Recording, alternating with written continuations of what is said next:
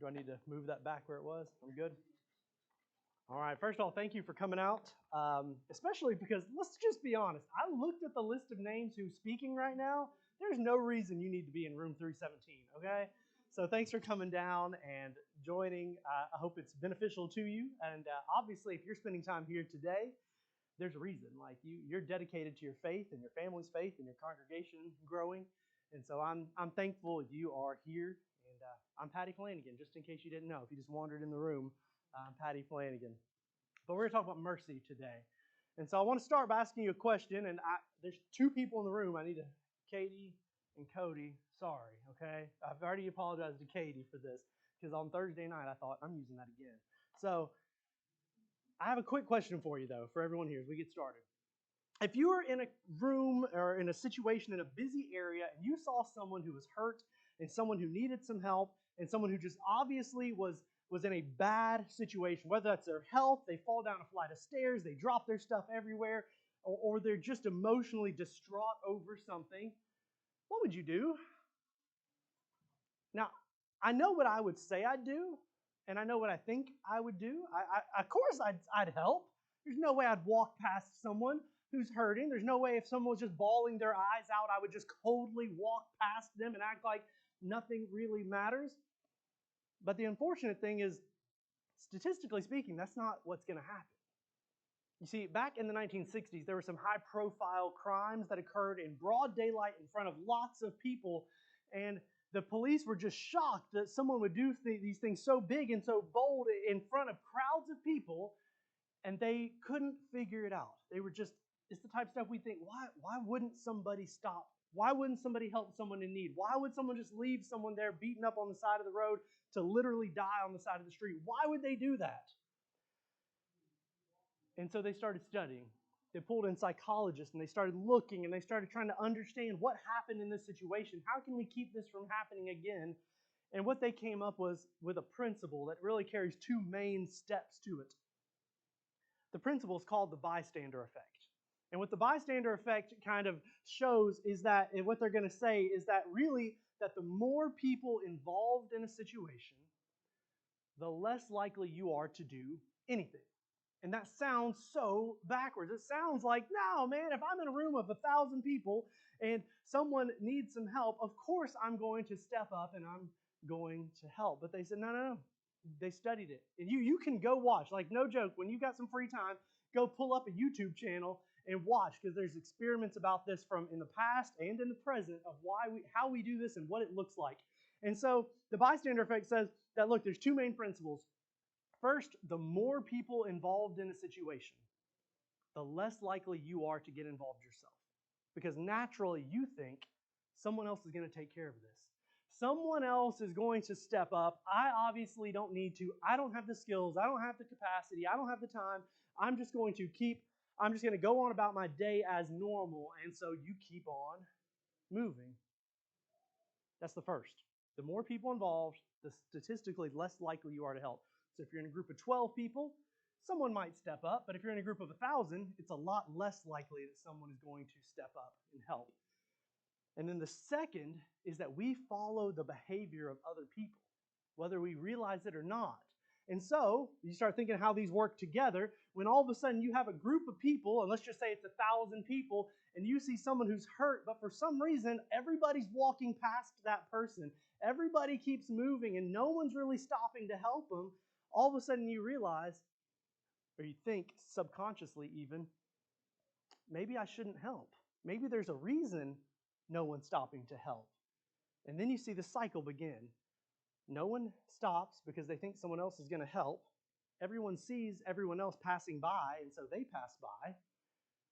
And so less people stop, and it just creates this ugly cycle where no one does anything to help. And the good thing is, by the way, you need to know is that if someone breaks that cycle, if someone breaks that cycle, it all falls apart and everyone steps in to help. So like if you were watching, I was watching a YouTube video of this, and they were testing to see how long it would take for someone to help. And what they noticed was as soon as the first person, they had someone kind of leaning up against a wall, the moment the first person stopped to help that person leaning up against a wall, as soon as one person did it, crowds of people came in. crowds of people said, no, I want to help. I'm going to get involved. They didn't just let it happen at that point. But would this happen to you and me? Would we really fall into that? Now, I have a first-hand encounter that hit me hard. And I mean hit me hard like someone punching you in the stomach that you weren't expecting, that happened when I was in college. I was working on my master's, and one of my teachers, who I love to death, he wanted to make this point. He wanted to not just let this be an intellectual lesson, he wanted us to remember this lesson. And so what he did before one class is he had a young lady stationed right outside of a classroom bawling her eyes out in a busy part of campus where all of us master's level ministers are going to walk right past her, and surely we're all going to stop and help this girl, right? Come on, we're all ministers, we're dedicated to our faith, we're dedicated to our ministry. No, we didn't. I don't know if anybody in that class stopped and helped that girl. And in class, this teacher, who's very loving, we call him Teddy Bear. You probably guess who he is if you know who he is. We call him Teddy Bear. He tore into us. He let us know that we walked right past it, that she was planted, and but we were too busy, that we had too much on our mind, that we were just so caught up in ourselves. And that lesson stuck with me. And what was really unique is that at the very end of that program, as I was wrapping up my master's, and I was walking into, actually Melissa and I were walking, Melissa's like 9 months pregnant, we're walking into the Harding Bible building at this point to finish up that program, to finally meet with my teachers the very last time before graduation. And as I go to open the door to that Bible building, out walks a young lady bawling her eyes out. Except I knew this kid. I knew this kid for a couple reasons. Those of you who know who I am, I ministered at Concord Road. I was a youth minister there for 11 years, just down the street from here. And that young lady did a lot of youth events with us. In fact, she attended this congregation when she was in high school. She attended here, and here she comes walking out the door, bawling her eyes out. And we stopped. Because that lesson, it clicked. I remembered what that teacher had taught us. Of course, we talked to her, and we had a good conversation. She was not planted. It wasn't fake. It was real. She really had failed a Bible class. A good kid from the Creve Hall Church had failed a Bible class and was trying to figure out, how am I going to tell my parents when I get home that I failed a Bible class at Harding? And we talked, and eventually we went on their way. She went home, and we finished up our stuff for the day, and I was late, and it was all good, though. But I say all of that to say this, because this is not a lesson in look how cool Paddy is. No. This is, unless someone had hit me in the stomach in a very loving way, had punched me in the stomach and said, you walked right past someone, my natural tendency might have even been that day to continue to walk past someone. And so that's kind of my goal for you today. My goal to you today is to look at your faith in that way, because that's our problem. We look at our lives, and in so many different areas of our lives, we think, look, there's something that needs to happen, but I'm not the guy. There's so many more qualified people than me. Why would I be the one to step up and do it? Why would I be the one? And so we end up looking around, and we think someone else needs to get involved in that ministry. Someone else needs to help out with that. And I understand you're sitting in the church building at 2:30 on a Friday, so you're dedicated to your faith. Like, I know that. You didn't just wander out of bed one day and think, I'm going to go come up to Creve Hall today. Like, you're here on purpose. But here's the deal with our faith. We're going to be sitting back, and we're going to wonder at some point if we sit back and we think, wow, the world's changing. I'm looking around at the world around me, and it's changing. Why are so many people pushing ungodly things in my kids' school? Why is that happening? We're going to sit back, and we're going to be all upset about it. And why are they doing it? And why is my community changing? And my sweet hometown, why is it not so sweet anymore? 20 years ago, it was the sweetest thing ever, and now it's a totally different culture. And we're going to sit back, and we're going to wonder why. And you know what we're likely to do? Sit down, close the curtains, prop up our feet, and think, someone else should really do something about that. And it stops there. So that's why my goal today is to motivate you, to encourage you to get involved in this life of reaching the lost. And my topic is reaching people through mercy, and using mercy as the way we can reach the lost and live a life like that. But here's the thing. And we got some smart people in this room. I know like half of you. That's the only reason you came in here. But like, what's mercy? What does that mean? I don't mean the definition Ralph Gilmore gave you that you had to do on a quiz for Ralph Gilmore. I mean, what is mercy? What, not just the strict definition, what would it look like? How would you describe it? What does it look like in action? What kind of stuff, if you were to describe it, what would it be? And that's where I want to start today. And so what we're going to do is I'm actually going to tell you how this ends. I'm going to start with the end, and then, like a good student, I'm going to show my work. I'm going to go back and say, this is how I got to this point. So if you're okay with that, let me hit the end, and then we'll work our way around of what mercy is. Mercy, I would say, is compassion in action. It's when compassion gets some legs, gets some arms, and it does something. That mercy is compassion in action. If you got to take one thing out of the class, that's your little picture screenshot you can take home for the day, okay? Mercy is compassion in action. Now can I show my work a little bit of how I got there? If you have your Bibles, go ahead and open up to Luke chapter 10. That's where we'll take it from. This is not intended. Luke chapter 10 was not written to explain to us. It is not Jesus saying, here's your definition of mercy. It is just an example where we see it in a way where we can't ignore it. It comes to life here. In Luke chapter 10, towards the end of the chapter, about verse 25, a lawyer comes up to Jesus with a question about eternal life. And he's going to ask Jesus a question. And let's just remember for ourselves, because we got the big kids in here. That lawyer, he would have been dressed like a lawyer. People would have known this guy is an expert in the law. He probably would have had on special robes. He would have had his little box with his leather box on his forehead and on his left arm with the words from Deuteronomy in there. He would have known it. Everyone there would have known this guy, he knows his stuff. He's a lawyer. And it's in this that we get this lesson on mercy. So let's look at verse 25. It says, and behold, a lawyer stood up to put him to the test, saying, Teacher, what shall I do to inherit eternal life?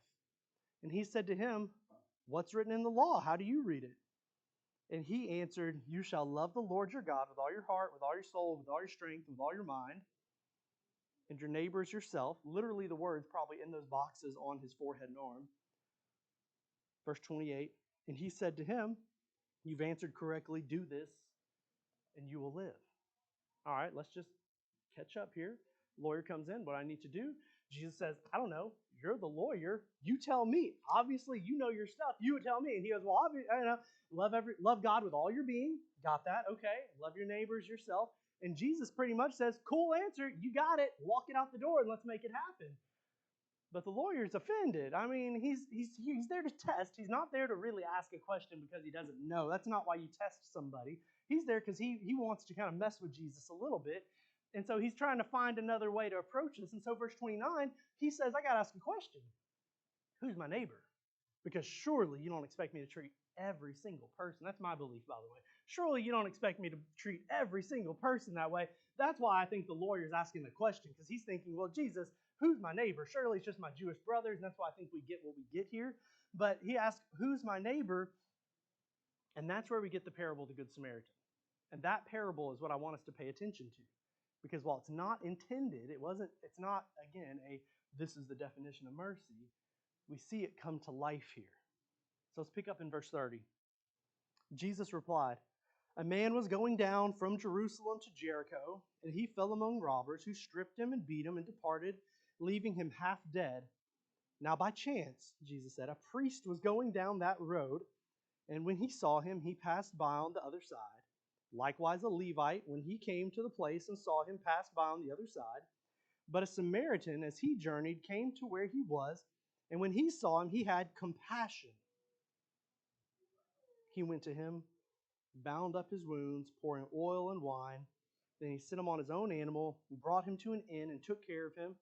The next day he took out 2 denarii and gave it to the innkeeper, saying, take care of him, and whatever more you spend, I will repay you when I come back. Look, you've heard this parable before, okay?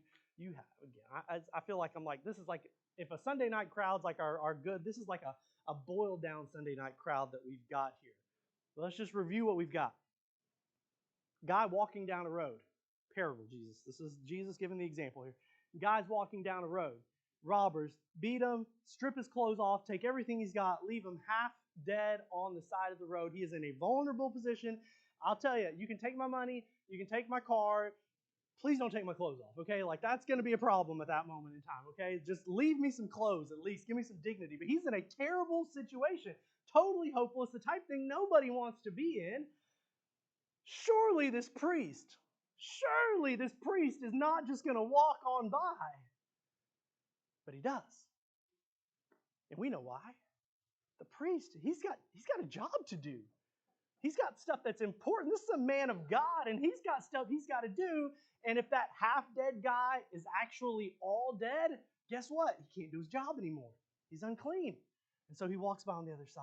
The Levite, another guy with important, duties for God, comes up. Sure, nope, not him either. Just keeps on going. And then, Jesus, he's laying this out. He knows what he's doing. Then comes a Samaritan. No one likes Samaritans. The Jews, the lawyer, they hated Samaritans. You know, they had a prayer that they prayed the Samaritans wouldn't be remembered in the resurrection. How much do you have to hate somebody to pray that they're not remembered in the resurrection? But it's because of their half Jewish, half Gentile heritage and feeling like they kind of broke up their lineage and all that. And so this surely, in their minds where they're hearing this has nothing to do with mercy. But they think, well, surely, no. And the Samaritan's the one who stops. He stops his schedule. He takes a moment to say, this guy needs some help. He pulls out his oil, his wine, his bandages. That's his resources. He pulls those out. He takes care of the guy. He puts him on his animal, so now he's walking. He puts him on his animal, takes him to an inn, pulls money out of his pocket, pays the innkeeper, and says, don't worry, I'll come back, and I'll pay you back when I come back, anything else that you owe. But did you notice what verse 33 said? This is what changes everything. Verse 33 says that the Samaritan had compassion. And that compassion changed everything. It doesn't say why the other two walked on. This is a parable. We know it's not. We're just working hypotheticals. But we know for a fact, Jesus said, the Samaritan had compassion. And that compassion made all the difference. Now look at verse 36 and 37, because that's where we're going to get what we're looking at. That's where it all kind of comes. There's going to be a question in verse 36, and the answer in verse 37 is where it all comes down to. Verse 36, Jesus says, which of these three do you think proved to be the neighbor? So he's trying to get to the question, to the man who fell among robbers. And then verse 37, look at what he says. The lawyer says, the one who showed him mercy. And Jesus said to him, go and do likewise. The one who showed him mercy.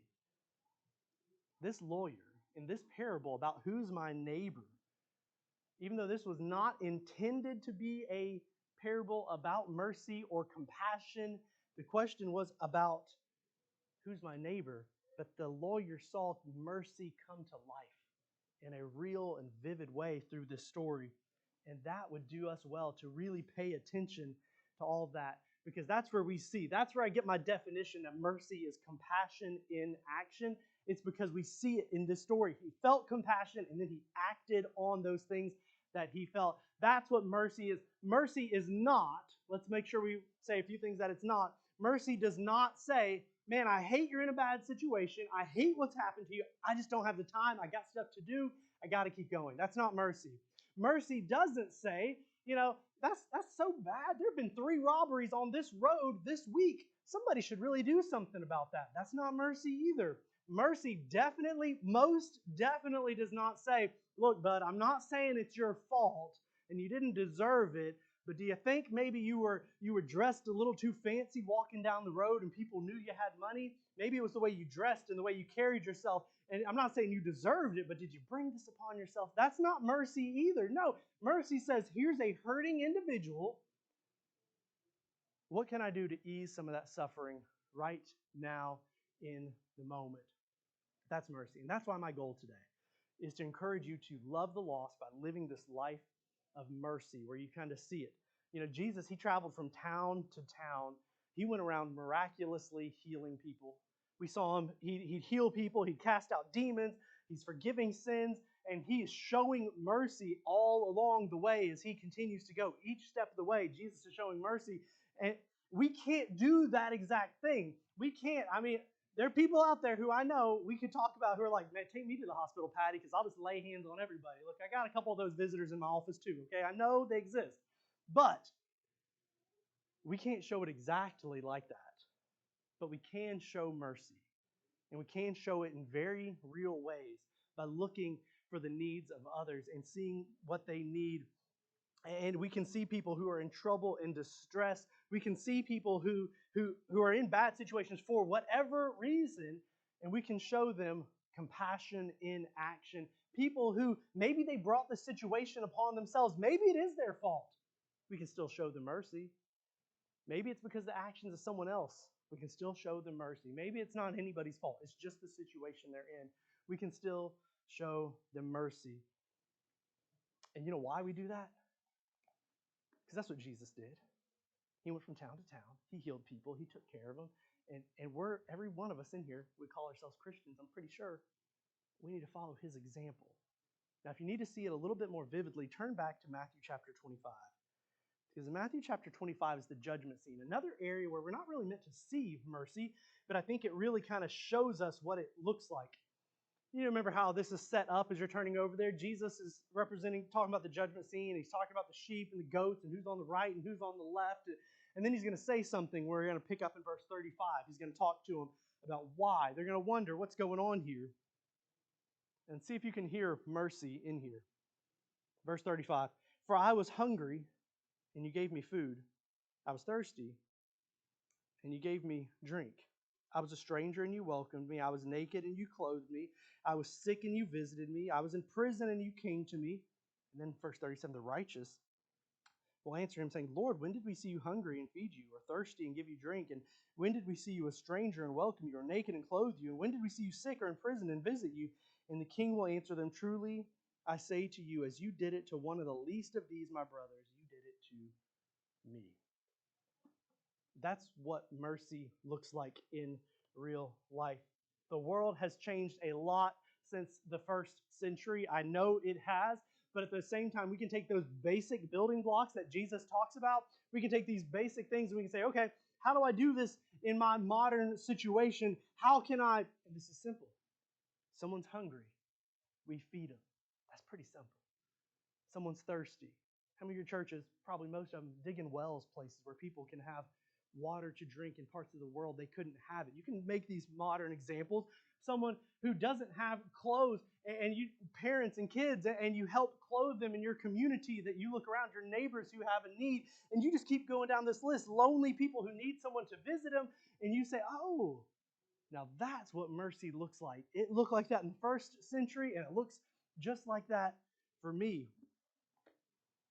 Now let me get to something real quick, though, because I don't want anyone to misunderstand what I'm saying, especially with what I just said. Because, like, again, I know half of you, but the other half, you can walk out the door and be really confused and take something wrong. So let me clarify something real quick. What I'm not saying is that you earn anything by your mercy. Don't get me wrong there. Okay, don't think that's what I'm saying, because that is not what I'm saying.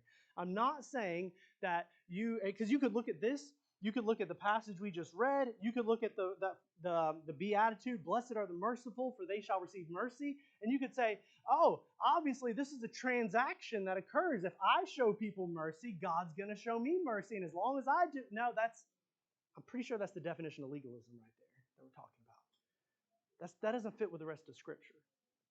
That's not what we're saying at all. That's not it at all. We're saying, look, just like you would say, we forgive others because we've been forgiven.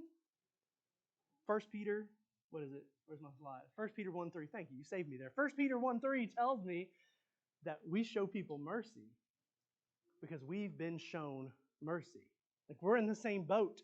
We don't do it as some type of transaction, like we're putting money into a spiritual bank account. We do it because we've already been shown that mercy. So let's wrap this whole thing up. Everyone in this room grew up singing the song, This Little Light of Mine. You remember? You remember. We sang it. We had VBS last week. I remember This Little Light of Mine. I haven't been out of youth ministry that long. This little light of mine, I want you to think about that light of Christ, that light that we're trying to shine to the people around us. Could you imagine? I didn't count how many people are in here. We'll just say 30. That's a good preacher's count. We'll say 30. Could you imagine if the 30 of us in this room, If we took this idea of mercy and living out a life marked by mercy and showing it to people who need it, if the 30 of us in this room took this idea and said, you know what, I'm going to live this life. I'm going to take care of people who need it. I'm going to keep my eyes and my ears open for those needs, and I'm going to find a way to provide real, tangible help to people in really bad situations who have no one to turn to. I'm going to do it. Could you imagine what just the 30 of us in this room could do if we did that? We would start to slowly change our communities. We'd start to slowly change our kids' schools. We'd slowly change our neighborhoods. We'd bring a lot of light of Christ. We would shine it all across our communities, and that'd be good. But imagine this. What if we took it a step further? What if the 30 of us in this room said, you know what, I'm not just going to keep it within me. I'm going to take it. I'm going to teach it to my kids. I'm going to teach it to my grandkids. I'm going to talk to my family about it. I'm going to have them live this life marked by mercy now. The church that I attend, I'm going to make sure they're in it. My Bible class, my small group, whatever it is, I'm going to take it to every little area, and I'm going to say, look, this is something we all need to be doing, and if we're not doing it, we need to wake up and start doing it. If we all took this lesson home and we all said, look, I'm going to live a life marked by mercy, I'm going to teach other people to do it, that's when we make a difference. That's where we start to really change the culture. Because now it's not just 30 people. It's, I don't know how many people you interact with your family and your friends and your coworkers and your congregation, but it's thousands of people at that point. And can you imagine the light for Christ that we would shine, the city set on a hill that we would be for Christ at that point if we all did this? But here's the deal. It all begins with us. It begins with me. It begins with you. It begins with our schedules. It begins with our resources, how we view our resources. It's our time. It's our schedule. It's our mindset. It's all of that, and it begins today. It begins right here, right now, saying, you know what? I'm going to open up my eyes. I'm going to open up my ears. I'm going to pay attention to what's going on, and I'm going to make sure I can live this life marked by mercy. It takes us saying, look, I'm going to feed someone who's hungry. I don't know if that's like a normal thing. Maybe you take it to your congregation. Our congregation, if you're like, how in the world do I do that? Let me tell you. Let's see, it's almost 3 o'clock. At 3 o'clock on Sunday, so 48 hours from now, I call us a big little country church. Our big little country church, we're going to pack up 1,200 bags of food for the kids in our community who go home and don't have food over the weekends. We're going to pack up 1,200 bags of food so those kids can take them home the first few weeks of school. And you know what? When those bags run out, we're going to do it again. If you need some help, come down to Huntsville. We'll take you. We'll let you see how it's done. It's great. It takes us saying that. It takes us saying, look, let's find some ways. If water is what keeps this community from being able to survive somewhere out in Africa, let's get them water somehow. Let's dig some wells. Let's make it happen. And while we're there, let's teach them about Jesus as well. It takes us looking out the door and saying, you know what? I haven't seen that person at church in a few weeks. Maybe opening up the church directory and saying, it's not been a few weeks. It's been 2 years. I haven't seen that person. And calling them up, not to guilt them, but to say, hey, is everything okay? I just want to check on you. It might mean you driving across the county to cut the grass for a widow, or talking to somebody in your church who's lonely and saying, look, there's just some lonely people out there. There's a lot of lonely people out there right now. And saying, look, I'm going to reach out to these lonely people. That's what it takes. If we just take these simple words of Jesus just as an outline and be way creative with it, but just take with these words of Jesus and say, look, I'm going to do that. I'm going to actually take these things, I'm going to put them into action. But by now you probably realize there's one facet of this that I haven't hit yet. That in every act of mercy, someone has to pay the price. Someone has to pay for it. You go back to the parable of the Good Samaritan. The Samaritan, he stopped. He stopped his busy schedule. He took out his own resources, his oil, his wine, his bandages. He used his animal. He took his money out of his pocket, and he paid for that hotel room for that guy. He's the one who said, I'll pay even more if I need to. Someone has to pay the price for mercy. But don't let that scare you. Don't let that scare you, because as we pay the cost for these merciful acts, we're just following in the footsteps of our Savior. Because he had the ultimate act of mercy. When he went to that cross and he died for each and every one of us, he wasn't just giving of his time and his money anymore. He gave of his entire self. And so when we say, man, this is going to cost me. I had big plans, and now I'm going to have to sidestep my plans because I've got something else I've got to do for someone. Because let's be honest, time is our biggest resource. Time is our thing. Like it's worth more than our money most of the time. And so I have to stop. It's okay. It's okay because we're just following in the steps of Jesus here. We're just following in his steps. We're saying, look, it's not all about me and my time. I'm not going to offer an invitation, but I want to leave you with a challenge, and then you're free. We should, no, because then I'd have to sing, and as we've established, you don't want me to sing. The half of you who know me, you know why. But no kidding. I want to offer you a challenge. I'd love to challenge my congregation back home. I'd love to push them with something. I want you to think and be very honest with yourself. Just be honest with yourself. Is your life marked more by compassion in action or compassion in space? Action. Which one really defines your life? Is your compassion just flat and apathetic? Is it just something that keeps going? Or are you the type who says, no, I'm going to act on the things that I need here? That's what I want to challenge you to think about. And I hope if you realize your life is defined by compassion in action, that you'll take steps now. You'll say, you know what, I really just honestly never thought about it. I sat in this weird kid's class for today because Ralph Gilmore's class was full, so I came out. And now I'm starting to think maybe I need to step up. Maybe I need to realize that, look, I need to give of myself and give of my time and give of my resources, and it's not that scary. Yeah, so do it. Start a habit and a lifestyle now saying, look, I'm going to keep my eyes open. I'm going to keep my ears open. I'm going to show the people around me, the actual real-life people around me, that they're more important than my schedule, that they're more important than the next big purchase I want to make, that the people around me, they're more important than paying off my mortgage or whatever it is, that the people that surround me, the people that I run into every day, that they're more important than what I have planned for myself. And that's when I think we'll see this turn to compassion in action. Let's wrap up with a prayer. Father, I thank you so much for today and the opportunity to be here in this wonderful group that's here. Father, I ask you to be with each and every one of us. Open our eyes, open our ears, and open up our hearts to see those hurting around us for whatever need. Father, help us to see ways to help them out very practically. Help us to see their physical needs and their emotional needs. But Father, also help us to see their spiritual needs. And I ask you to help us to not just provide those physical and emotional things, but also point them to you in everything that we do. Shine that light in our community, in our family, in our lives that points people back to you.